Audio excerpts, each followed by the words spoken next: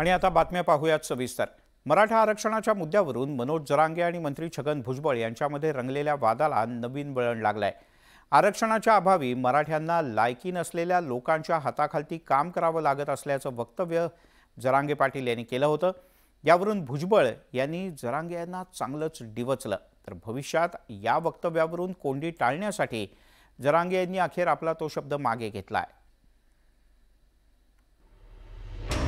आज नोकरीतला टक्का आमचा कमी झाला आणि आम्ही हुशार असतानाही ज्याची लायकी नाही त्याच्या हाताखाली आमच्याला काम करायची वेळ आली। पुण्याच्या खराडीतील जाहीर सभेत जरांगेंनी हे वक्तव्य केलं होतं। मात्र त्यांच्या या वक्तव्यामुळे नवा वादंग निर्माण झालाय। तर मनोज जरांगे आणि छगन भुजबळांमध्ये यावरून वादाचा कलगीतुरा रंगल्याचं चित्र आहे। खराडीतील जरांगेंच्या वक्तव्यावर छगन भुजबळांनी रविवारी हिंगोलीच्या सभेत चौफेर टीका केली होती। छत्रपती शिवरायाच्या स्वराज्यासाठी लढणाऱ्या प्रत्येक 18 पगड जातीतील बहुजन मावळ्यांकडे लायकी होती म्हणून ते शिवरायासाठी लढले। महात्मा फुलेंची लायकी होती, त्यांनी शिवरायाची समाधी शोधून काढली। संविधान अभ्यास सगळं जग करताय ते बाबासाहेब आंबेडकर दलित समाजाची त्यांची लायकी नव्हती। कुणाची लायकी काढता तुम्ही? खरं तर जरांगेंच्या पुण्यातील या वक्तव्यामुळे भुजबळांना टीका करण्याची ऐतीच संधी मिळाली आहे। तर त्या वक्तव्यावर खुलासा करताना जरांगेंनी पुन्हा एकदा छगन भुजबळांवर निशाणा साधलाय। तसंच आपल्या वक्तव्याचा विपर्यास केल्याचा दावा मनोज जरांगेंनी केलाय। शिक्षण पोरांनी खूप घेतले, शेवटी तो झेंडाच पकडतो, सुशिक्षित बेकार झालं आणि मग त्या लायकी नसलेल्या हाताखाली काम करायला लागतं हे लोकांच्या, हे म्हणत होतं। पण त्यांनी ते जातीकडे घेतलं। काय काय काय चूक बोललो तुम्ही? बार बार त्याच्यावरच यायला लागले, काय चूक बोललो?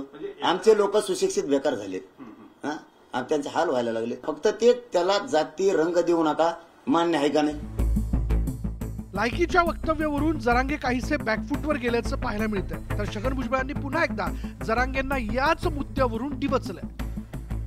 ते आता असं म्हणतात की मी लायकी नसलेल्या लोकांचे झेंडे हातात घेतात असं म्हटलेलं होतं। आहे ना, पेपर वाचा ना तुमचे। आता का पळतोय म्हणा बाबा तू? जरांगे भुजबळ वादात सत्ताधारी तसंच विरोधकांनीही सावध पवित्रा घेतलाय। हे विषय एकत्र बसून त्यातून निर्णय घेण्याचे विषय, मग छगनराव भुजबळ असतील, जरांगे पाटील असतील, अन्य प्रमुख नेते असतील, तुम्ही भाषणं कसली देताय आणि एकमेकांना आव्हान कसलं देताय? तुम्ही दिलेलं आव्हान हे महाराष्ट्राच्या मुळावर येतं। भुजबळ साहेबांना एवढीच विनंती करायची की ज्या काही तुमच्या मागण्या आहेत, आपण आदरणीय आहात, वंदनीय आहात, आपण कॅबिनेटमध्ये या राज्याच्या आहात, त्याच्यामुळे ज्या मागण्या ते व्यासपीठावर न करतात त्या जर त्यांनी कॅबिनेटमध्ये त्या बंद दरवाज्यात खोली जर केल्या। भविष्यात या वक्तव्यावरून कोंडी टाळण्यासाठी मनोज जरांगेंनी अखेर आपला तो शब्द मागे घेतलाय। मराठा आरक्षणाच्या मुद्द्यावरून मनोज जरांगेंनी आक्रमक भूमिका घेतली। मराठा समाजाला ओबीसीतून आरक्षण देण्याच्या जरांगेंच्या मागणीला मंत्री छगन भुजबळांनी कडाडून विरोध केला। त्यामुळे जरांगेंविरुद्ध भुजबळ हा संघर्ष पेटलाय। दोन्ही नेत्यांकडून एकमेकांना थेट आव्हान प्रति आव्हान दिलं जातं। अशातच जरांगेंनी लायकीविषयी केलेल्या वक्तव्यामुळे या वादात आणखी भर पडली। पण आता जरांगेंनी लायकी शब्दावरून एक पाऊल मागे घेतले, त्यामुळे या वादावर पडदा पडणार का हाच खरा प्रश्न आहे। Bureau report, news 18 Lokmat. हिंगोलीतल्या ओबीसींच्या एल्गार सभेत छगन भुजबळ यांनी अतिशय आक्रमकपणे भूमिका मांडली। राज्य सरकारनं मंत्री असलेल्या छगन भुजबळ यांनी मुख्यमंत्री एकनाथ शिंदे यांनी नेमलेली शिंदे समितीच बरखास्त करावी अशी थेट मागणी केली। इतकंच नाही तर मराठा समाजाला सरसकट कुणबी प्रमाणपत्र द्यायला सुद्धा भुजबळ यांनी विरोध केला। रविवारच्या भूमिकेवर आपण ठाम असल्याचं भुजबळ आज पुन्हा म्हणाले।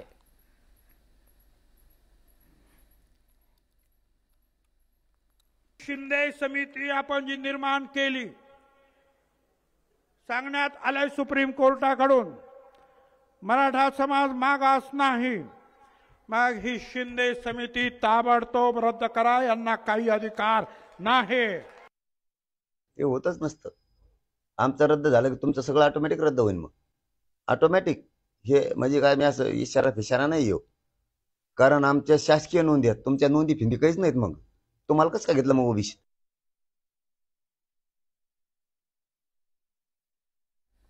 अंतरवाली सराटीमध्ये झालेली दगडफेक आणि लाठीचार्ज यावरून शिवसेना आणि ठाकरे गटात जोरदार जुंपले. जालन्यामध्ये दंगल कशी घडेल यासाठी काही बडे नेते प्लॅन बनवत होते असा गंभीर आरोप संजय शिरसाट यांनी केला. तर लाठीचार्जचा आदेश कुणी दिला याचं उत्तर द्या अशी मागणी विधान परिषदेचे विरोधी पक्षनेते अंबादास दानवे यांनी केली.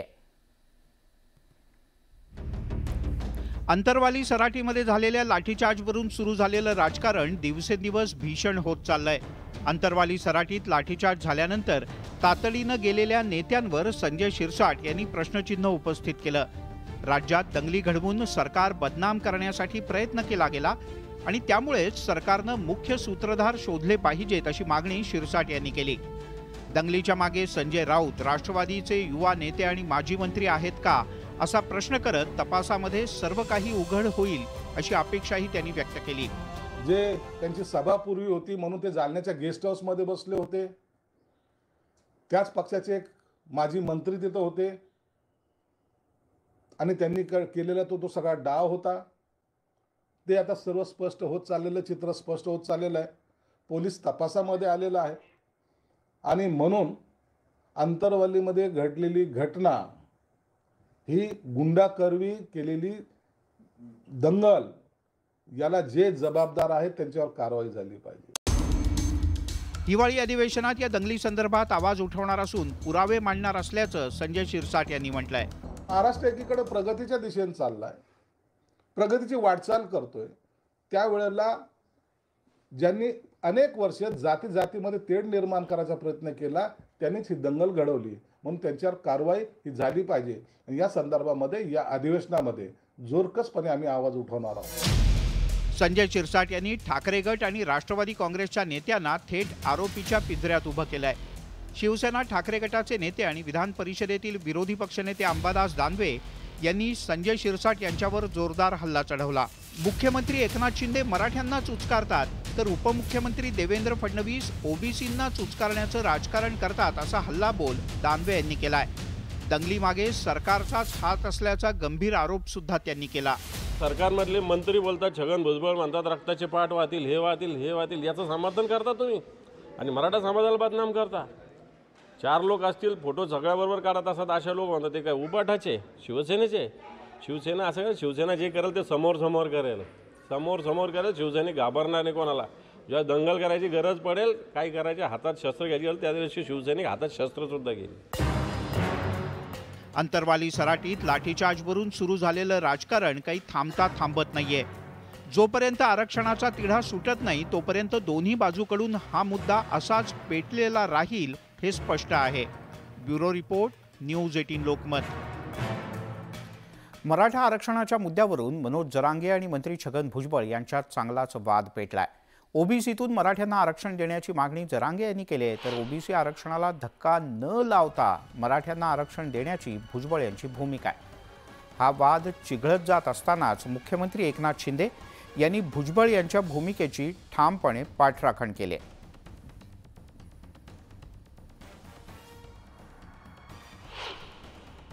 हा GR 1967 पासून 2004 पासून या GRचा अवलंब होतोय. ज्या ठिकाणी त्या कुणबी नोंदी असताना दाखले मिळत नव्हते ते दाखले देण्याची प्रक्रिया सुरू केलेली आहे आणि भुजबळ साहेबांची एवढीच मागणी आहे की ओबीसीचं आरक्षण कमी होता कामा नये. तीच भूमिका सरकारची आहे, ती स्पष्टपणे आम्ही घेतलेली आहे आणि ती कायम आहे. सरकारनं दडपणाखाली येण्याची गरज नाही कोणाच्याच, कारण इथं कायदा ते म्हणतील तसं नाही चालणार. ते म्हणतील तसंच नसतं होत आणि होणार पण नाही. कारण इथं शासकीय नोंदी आहेत मराठ्यांच्या. इथं काय कोणी अशा कुठून आणलेल्या नाही आहेत.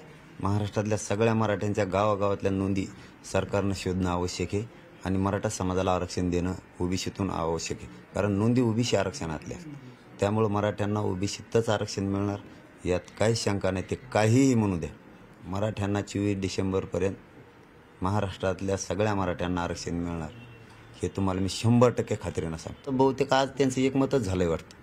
बहुतेक त्यांना वाटतंय ना ओबीसीला धक्का लावू नका. जुनाट नेत्यालाही वाटतंय आणि मुख्यमंत्र्यांनी सरकारलाही वाटतंय ओबीसीना धक्का लावू नका. याच्यावर एकमत झालंय त्यांचं. आनंदाची गोष्ट आहे. धक्का लागतच नाही ना, मराठा ओबीसीतच आहे ना.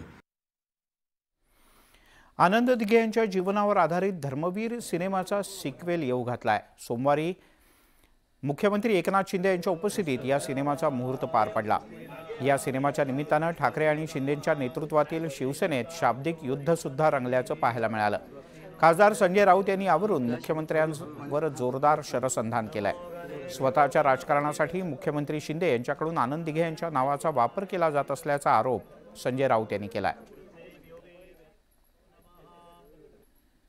तर तुम्ही इतिहास पाहिला तर आनंद दिघ्यांना सुद्धा त्यांच्यापेक्षा जास्त आम्ही ओळखतो। त्यांच्या बऱ्या वाईट काळामध्ये आम्ही त्यांच्याबरोबर होतो। तो एक उत्तम माणूस होता, कडवट शिवसैनिक होता आणि बाळासाहेब ठाकरेंवरती श्रद्धेनं जीव ओवाळून टाकणारा शिवसेनेचा प्रमुख स्तंभ होता। काही लोकांना सिनेमा खटकलाही, काही लोक सिनेमा बघता बघता उठून गेले आणि काही लोकांना काही सीन आवडले नाहीत। पण आता कोणालाही आवडो ना आवडो, आता आपण फुल फायनल अथॉरिटी आपण आहे।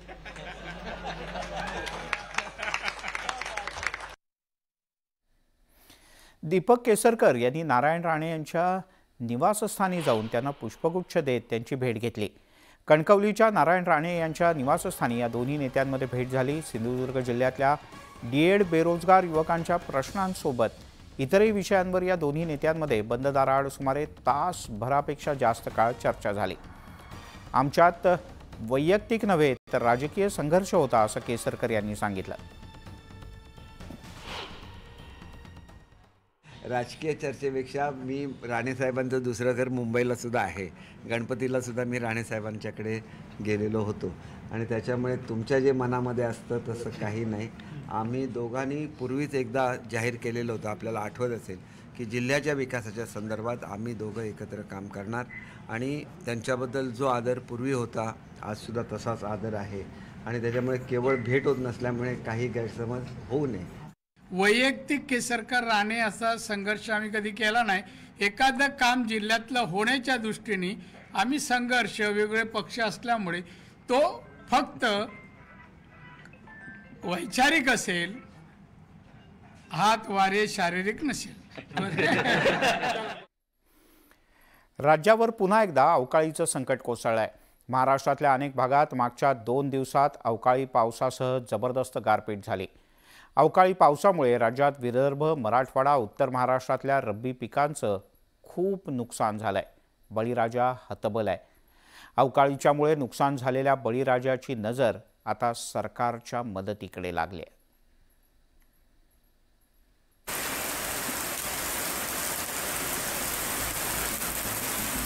राज्याच्या काही भागात जणू पावसाळा असल्याचं चित्र दिसतंय। पश्चिम महाराष्ट्र, मराठवाडा, कोकण या भागात अवकाळी पावसाच्या सरी कोसळल्या आहेत। या अवकाळीसह मोठ्या प्रमाणात गारपीट सुद्धा झाली आहे। अनेक ठिकाणी तर रस्त्यावर पाण्याचे ओहोळ वाहत असल्याचं दिसून आलंय। या पावसामुळे बळीराजाचं मात्र अतोनात नुकसान झालंय। ज्वारी, हरभरा या पिकाला पावसाचा मोठा फटका बसलाय, तर मोसंबी आणि कपाशीचं सुद्धा मोठं नुकसान झालंय। खरीपाच्या पाठोपाठ रब्बी पिकाचंही नुकसान झाल्यामुळे शेतकरी हतबल झाले आहेत। की सरकारने पहिलेच आमचे दुष्काळ जाहीर झालेला घोसाळ तालुका, त्याचेच पैसे आज प्रलंबित अजून आहे, तर त्याची भरपाई अजून मिळालेली नाही आम्हाला। आणि हे पूर्ण पीक जमीन ध्वस्त झालेलं आहे। कपाशी पूर्ण जमीन ध्वस्त झाल्यामुळे कपाशीला भाव नाही, त्यामुळे लवकरात लवकर आमची भरपाई करण्यात यावी आणि पंचनामे करावे। अवकाळी पावसामुळे अहमदनगर जिल्ह्याच्या पारनेर तालुक्यातील पणोली इथल्या गावातील शेतकऱ्यांचं मोठं नुकसान झालं आहे। टोमॅटो, कांदा, ज्वारी ही सगळी पिकं वाया गेलेत। सरकारनं या नुकसानीचे तातडीनं पंचनामे करून भरपाई द्यावी अशी मागणी शेतकऱ्यांनी केली आहे। गारपिटीने इतका भयानक नुकसान केलं म्हणजे आपण आता काही टोमॅटोचा एक बाग पाहिला, म्हणजे पूर्णपणे टोमॅटो फुटले त्या ठिकाणी। मका असू, ज्वारी असू, 100% पिकं गेलेली आहेत। अमरावती जिल्ह्यात झालेल्या अवकाळी पावसामुळे कापूस, तूर, हरभरा या पिकांचं मोठं नुकसान झालंय। सोबतच वेचणीला आलेला कापूस पूर्णपणे भिजलाय, त्यामुळे कापसाची पूर्ण प्रतवारी खराब झाली आहे। कापूस उत्पादक शेतकरी या अवकाळी पावसानं अडचणीत आलाय।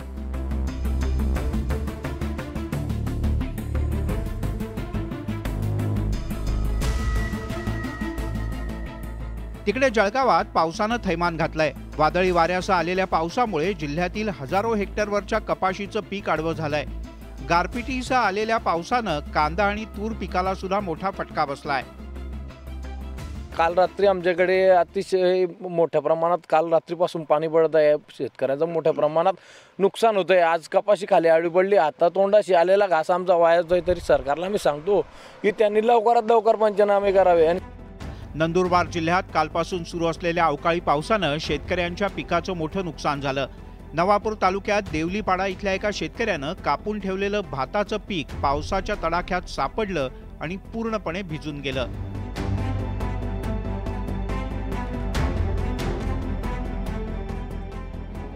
हिंगोली जिल्ह्यातील बहुतांश भागात विजांच्या कडकडाटासह जोरदार पाऊस झाला। या पावसानं वेचणीला आलेला कापूस सुद्धा पूर्णपणे भिजलाय। कापूस उत्पादक शेतकऱ्यांचं प्रचंड नुकसान झालंय। अवकाळी पावसामुळे गारपीट झाली, वादळ होतं आणि वादळामुळे पूर्ण कपाशी जपलेली आहे। आणि आमचं जे पहिले नुकसान भरपाई करून द्यावी व शासनानं। आणि जे बोंडआळी पडलेली आहे 50% माल पूर्ण खराब झालेला आहे। राज्याच्या 22 जिल्ह्यांना हवामान खात्यानं येलो अलर्ट दिलाय। बुधवारपर्यंत हलका ते मध्यम स्वरूपाचा पाऊस पडेल असा अंदाज व्यक्त करण्यात आलाय। विदर्भ, मराठवाडा, कोकण, उत्तर महाराष्ट्र या सगळ्या ठिकाणी पावसामुळे शेतीचं नुकसान झालंय। रब्बी पीक तरी चांगलं येईल या अपेक्षित असलेल्या शेतकऱ्यांच्या स्वप्नावर या अवकाळी पावसामुळे पाणी पडलंय। हातातोंडाशी आलेल्या पिकाचं झालेलं नुकसान पाहत बसण्याशिवाय शेतकऱ्यांच्या समोर कोणताच पर्याय नाही आणि म्हणूनच त्याला सरकारकडून तातडीनं मदतीची अपेक्षा आहे। Bureau report, news 18 Lokmat. राज्याचे मुख्यमंत्री, दोन्ही उपमुख्यमंत्री, राज्याचे कृषी मंत्री महाराष्ट्रातल्या या सगळ्या शेतकऱ्यांच्या मदतीला लवकरात लवकर कृतिशील पद्धतीनं धावून जातील अशी अपेक्षा आहे। प्राईम टाईममध्ये इथेच थांबूयात।